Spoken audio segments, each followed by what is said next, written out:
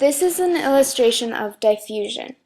Diffusion is the movement of molecules through passive transport. These molecules sometimes travel through facilitated diffusion, which are only protein molecules. The protein molecules travel across a concentration gradient from an area of higher concentration to an area of lower concentration across the semi-permeable membrane of a cell, which is made up of phospholipids with hydrophilic heads and hydrophobic tails. A specific type of diffusion is osmosis. Osmosis is when water molecules travel from an area of higher concentration to lower concentration across the cell's semi-permeable membrane. There are three main types of osmosis. The first is an isotonic solution, which is when there are mostly water molecules but some salt molecules outside of the cell. The salt molecules are solutes and the water molecules are the solvents.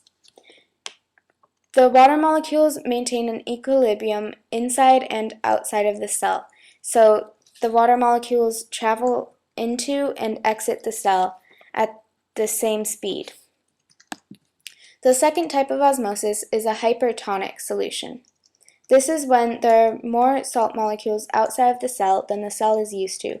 Therefore, more water is exiting the cell than entering the cell because there is a lower concentration of water molecules outside of the cell. The last type of osmosis is a hypotonic solution. A hypotonic solution is when there are mostly only water molecules outside of the cell, so more water is entering the cell than leaving the cell, making the cell expand and die, unlike the hypertonic solution where it shrinks and dies. Active transport is the opposite of passive transport because it requires energy output from the cell. Active transport is when molecules travel through a sodium-potassium pump into and out of the cell, which is aided by the cell's ATP, which is acquired from the protein synthesis in the cell.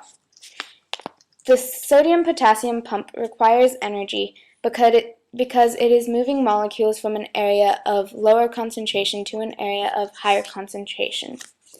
These protein molecules have to travel across the semi-permeable membrane of the cell.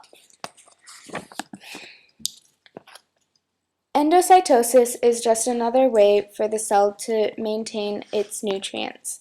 The cell membrane will encircle a substance of some kind which is outside of the cell, and then it creates a vesicle around it. This vesicle eventually breaks down as well as the substance inside of it, providing the cell with its nutrients. Phagocytosis is just another type of endocytosis, but it is different because it is absorbing large molecules into the cell and then creating a vesicle around it and eventually breaking down along with that larger molecule. Exocytosis is the exact opposite of endocytosis because it is releasing waste products from the cell. First, it creates a vesicle around these waste products. Then the vesicle connects to the cell membrane, and then lastly, the cell membrane absorbs the vesicle and the waste products are released out of the cell.